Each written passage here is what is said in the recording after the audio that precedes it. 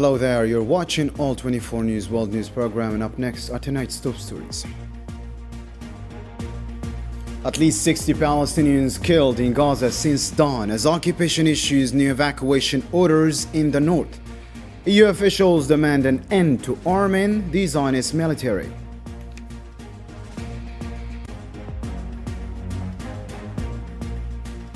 Also coming up, the Rapid Support Forces target hospital in North Kordofan and kill civilians. Battles displace 1,400 from Al-Fashir, and humanitarian crisis worsens with cholera spreading fast. And later on, Kremlin expects ceasefire talks with Ukraine in Istanbul next Monday. Kiev undecided on participation, while Trump's envoy says Russia's NATO expansion concerns are legitimate. We'll report shortly.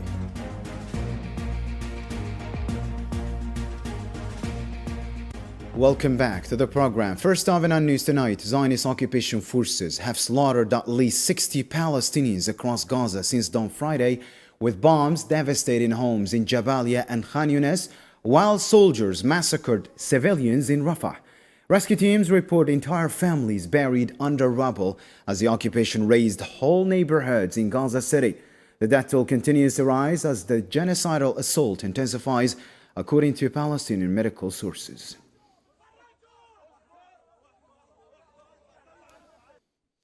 In a related story, Zionist warplanes committed multiple massacres across northern Gaza on Friday, slaughtering at least 18 Palestinians in targeted attacks on civilian areas. Occupation aircraft directly bombed a residential home in Jabalia and Nazla, killing 10 civilians. Simultaneous attacks on Jabalia refugee camp killed 2 more, while 6 others were killed when occupation forces targeted a civilian gathering in Saftawi neighborhood.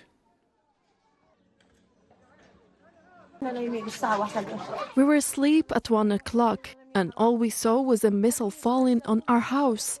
My father was martyred, my mother was martyred, and my sister was martyred. We are all martyred. Our houses are gone, and my daughters have been widowed. I have 2 daughters who are now widows.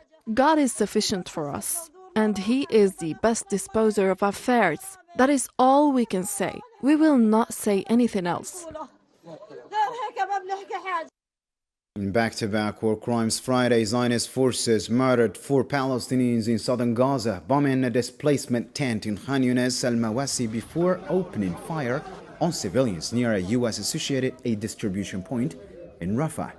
The morning attacks targeted Palestinians already displaced by Zionist genocidal war, with local sources confirming both strikes deliberately hit civilian gathering areas.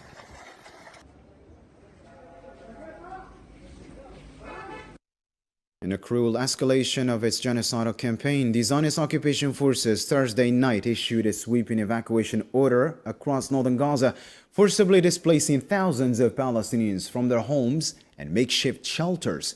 The new orders target Jabali al-Balad, al-Atatra, al-Shujaiya, al-Daraj, and al-Zaytun neighborhoods, demanding immediate evacuation while maintaining its brutal siege that has blocked all humanitarian aid since March.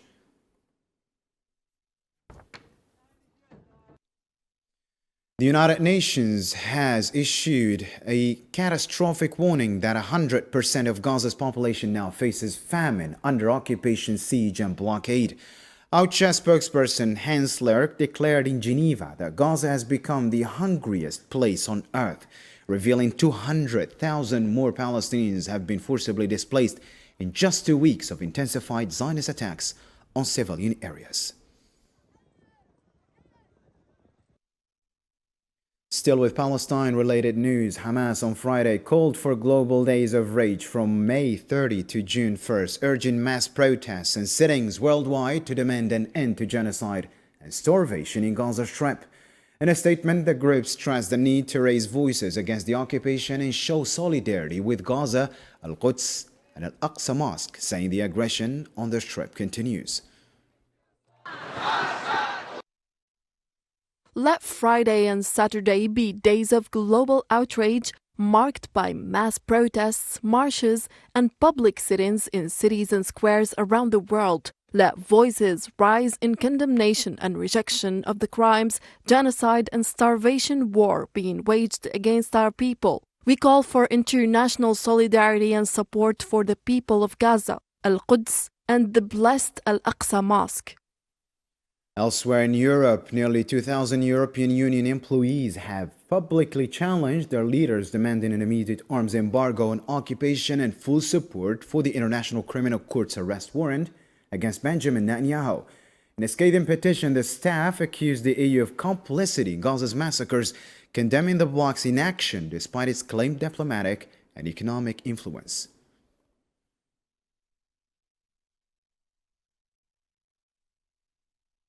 Moving on to another news story in the Middle East, Yemen's Ansarullah movement announced a direct hit on Ben Gurion Airport on the Palestinian territories using a hypersonic ballistic missile, vowing to sustain military operations until the siege on Gaza is lifted. In a Telegram statement on Friday, the group declared the strike part of its escalating campaign against Zionist air traffic, framing it as necessary resistance to Zionist genocide.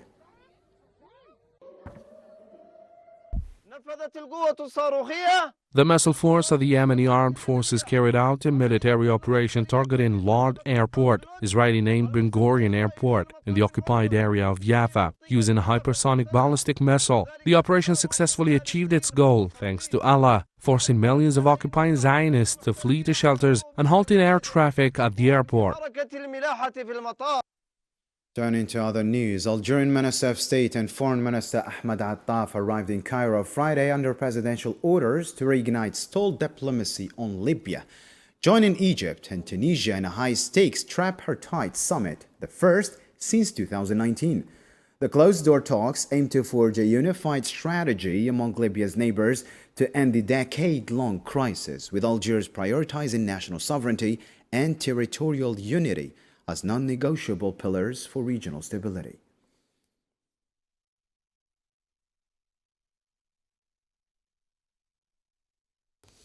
Switching focus to the war in Sudan, the Rapid Support Forces poured down over 70 heavy artillery shells on Al Ubaid Hospital in North Kordofan, killing 7 civilians, including children, and wounding 13 others. Medical staff confirmed the deliberate bombardment targeted critical healthcare infrastructure, marking a new low in the paramilitary group's campaign of atrocities against Sudanese civilians.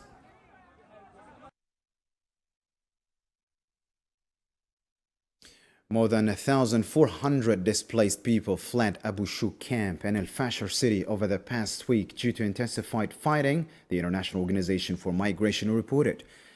Many had previously sought refuge in Al Fasher to escape the war, only to be displaced again.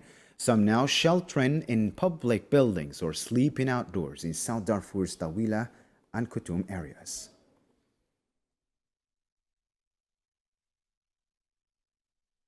Algeria's UN Ambassador Ammar Benjama warned the Security Council that current sanctions, including arms embargoes, are undermining peace and development in South Sudan. Speaking for Algeria, Sierra Leone, and Somalia, he demanded urgent reforms to align restrictions with ground realities, arguing they now stifle reconciliation instead of aiding it. The A3+ remains concerned about the broader implications of sanctioned regime on the African continent. In the specific context of South Sudan, we respectfully reiterate the need for a thorough and timely review of the current measures, including the arms embargo. Such a review is essential to ensure that the sanctions regime remains responsive to the evolving dynamics on the ground and supports, rather than constrains, nationally led effort toward peace building, reconciliation, and institutional development. It is in this context that, in alignment with the African Union's principled position, Sierra Leone, Somalia, and Algeria abstained on the vote concerning this resolution. The cholera epidemic is rapidly spreading across Sudan, with thousands of cases and hundreds of deaths reported.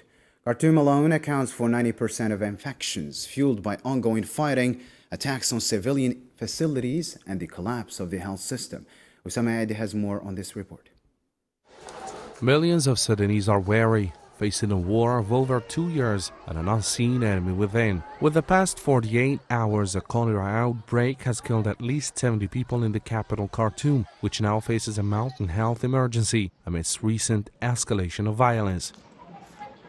The Federal Health Ministry reported 172 deaths in the week to Tuesday, a large percentage of them in Khartoum state. The deadly combination of war, displacement, destruction of critical services and infrastructure, and disease outbreaks has put millions of people at risk, with children under 5 particularly vulnerable. The cholera outbreak has piled further pressure on an already overwhelmed healthcare system. Authorities say 89% of patients in isolation centers are recovering, but warn that deteriorating environmental conditions are driving a surge in cases. Cholera is endemic to Sudan, but outbreaks have become worse and more frequent since the war broke out in April 2023. There has been an increase in the number of registered cholera cases in the state, with 1,375 infections recorded on Wednesday. Health authorities have recorded more than 65,000 cases and over 1,500 deaths across 12 of Sudan's 18 states since August 2024. Khartoum state alone has seen more than 7,700 cases, upwards of 1,000 in children under 5, and 185 deaths since January. Cholera in Sudan continues to ravage an already war-torn population. The war between the Rapid Support Forces and the army has killed tens of thousands of people in what the United Nations has described as the world's worst humanitarian crisis. And amidst the ashes, up to 90% of the hospitals in the conflict's main battleground have been forced out of service by the fighting. And despite the international warnings, the Sudanese continue their struggle to live between the smoke of war and the outbreak of a deadly disease.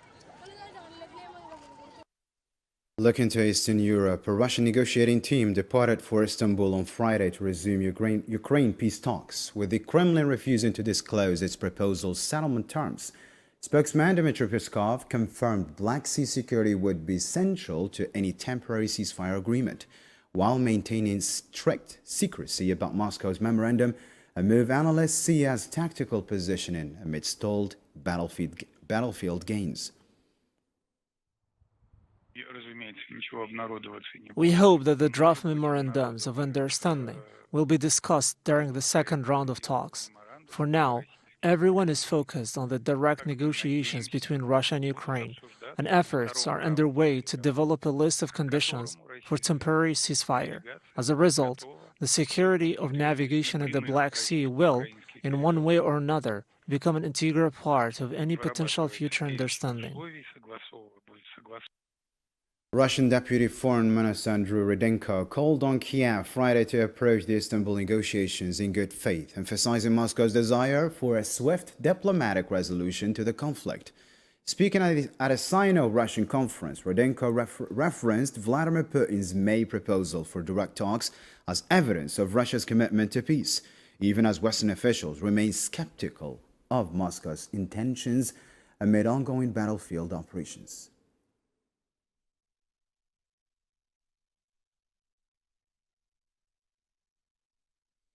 On the other hand, Ukraine will only consider joining the Istanbul negotiations after receiving a formal document outlining Russia's peace proposals. Foreign Minister Andriy Sybiha declared Friday during a press conference with Turkish counterpart Hakan Fidan. The statement, coming just days after Moscow claimed readiness for talks, exposes lingering distrust as Kiev awaits the memorandum Russian negotiators promised but have yet to deliver.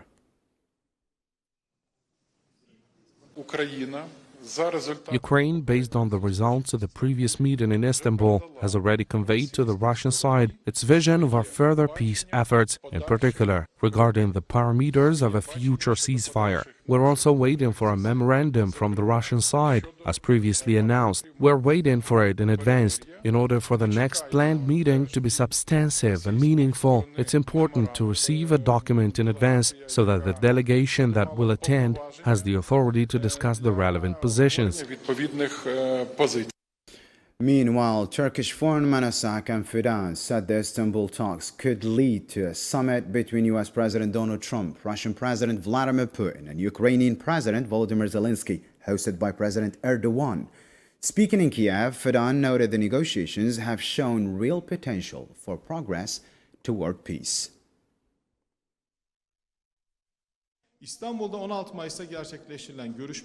The talks held in Istanbul on May 16th added a new dimension to the search for a diplomatic solution. Expectations for a ceasefire and peace have increased. We consider the Istanbul talks as a new beginning. The rapid completion of the swap agreement reached in Istanbul has proven that negotiations can yield concrete results. We want the memorandum gained in Istanbul to continue.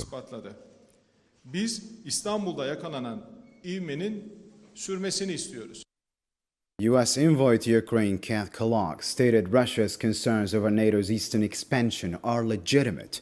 Speaking to U.S. media, he confirmed Washington does not support Ukraine joining NATO at this stage, noting that 4 other NATO members share similar reservations.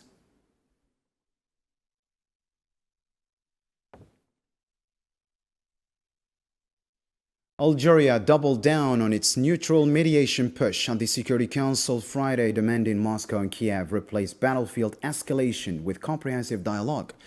Diplomat Tawfiq Al-Eid Qudri warned that continued polarization risks catastrophic spillover, urging both sides to prioritize the negotiation track, a stance reflecting Algeria's non-aligned advocacy amid growing Western-Russian tensions.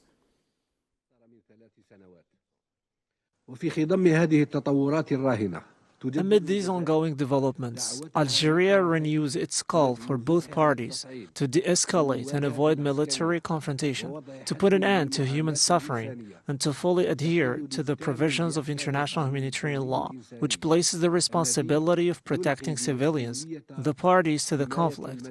Algeria urged all sides to steer clear of polarization, which will only widen division and undermine mediation efforts.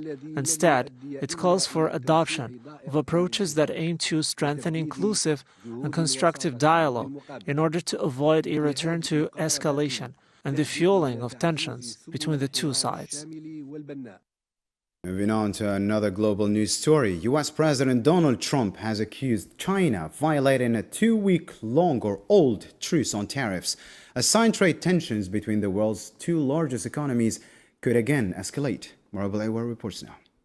Now we're going to have to remember Elon. President Donald Trump is turning up the heat on Beijing, accusing China of violating a major trade agreement with the United States. The post made Friday on Truth Social follows a 90-day tariff truce brokered in Geneva earlier this month, a deal that eased tensions but left major U.S. concerns over China's state-led economy unresolved. China responded without directly addressing the U.S. claim, but pushed back on Washington's approach. The export control measures introduced by China are in line with international practices, are non-discriminatory, and not targeted at specific countries. The United States has generalized the concept of national security, politicizing and instrumentalizing economic, trade, and technology issues, and maliciously suppressing China. We firmly oppose and will safeguard our legitimate rights and interests. Americans owe him a great. Despite the renewed friction, President Trump said he still plans to speak with Chinese President Xi Jinping to try to resolve the dispute. Well, they did. They violated a big part of the agreement we made. You know, if you read that whole statement, I was very nice to them. I helped them because they were in trouble with the stoppage of a massive amount of business. But I'm sure that I'll speak to President Xi and hopefully we'll work that out. But yeah, there's a violation of the agreement. At the same time, Trump is extending trade pressure elsewhere. On May 23, he proposed a 50% tariff on EU imports, citing stalled negotiations and unfair practices. Trump's administration is also facing criticism over new visa restrictions affecting international students, many of them from China. My immediate reaction is that thinking of like the harm that it will do, I guess, to, of course, the international students, but also Harvard, the Harvard community, the Massachusetts economy, but even the U.S. and even global economy. And in court, Trump's earlier tariffs remain in limbo. A lower court moved to block them, but an appeals court has kept some in place.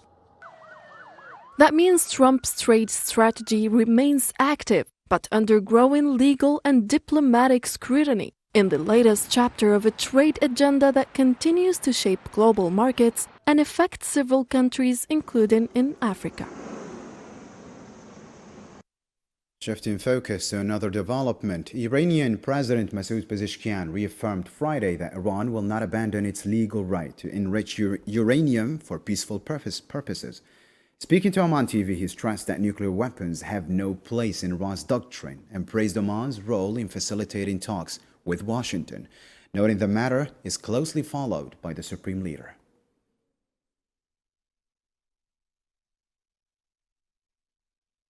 Japan has partially lifted its sanctions on Syria, removing 4 Syrian banks from its asset freeze list. Chief Cabinet Secretary Yoshimasa Hayashi said the move supports positive efforts in Syria, adding that Tokyo will keep coordinating with the G7 and international partners to promote peace and stability.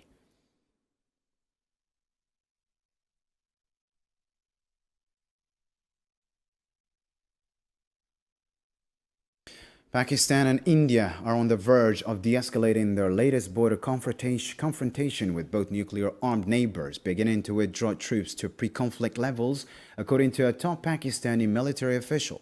General Sahir Shamshad Mirza, chairman of Pakistan's Joint Chiefs of Staff, confirmed the pullback to Reuters, but warned the flare-up had dangerously lowered the threshold for future crises between the historic rivals. We are coming back to we have almost come back to pre-22nd April situation. Okay. When we say that the presence of troops on the borders, it is almost, we are approaching that, or we must have approached that by now. Raju, this was, I would say, an escalatory war which has downgraded or which has lowered the threshold. And when I say it has lowered the threshold, previously, we used to be confined to the disputed territory.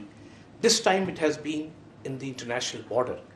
And now in the future even, it will not be restricted to the disputed territory. It would come down to whole of India and whole of Pakistan.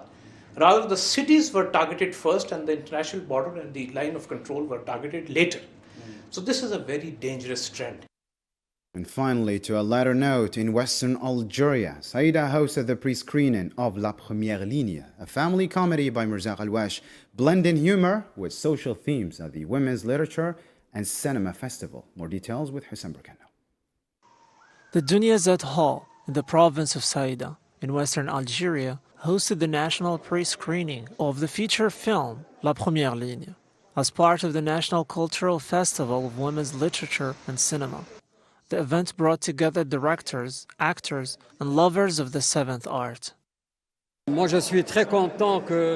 very happy that the film is premiering at this festival, far from Algiers, in the Saïda region. There is a large audience, the hall was full, and this is the first time screening of the film here with Algerians. It's a somewhat social film that talks about young people. This summer family comedy weaves moments of conflict, surprise, and emotion as it tells the story of several families meeting on a beach, all with the intention of enjoying a peaceful day. However, things don't go as planned. I play a role in this film. We were moved at the end, and the audience's reaction was positive. I appear as an actor in Alwash's film. It's a beautiful story and a dramatic comedy.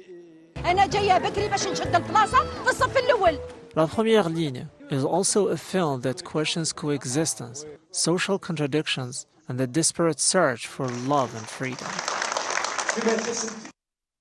And that brings us to the end of our news program for tonight. For more updates, you can always check our social media platforms. On behalf of All 24 News team, thank you for tuning in. Take care.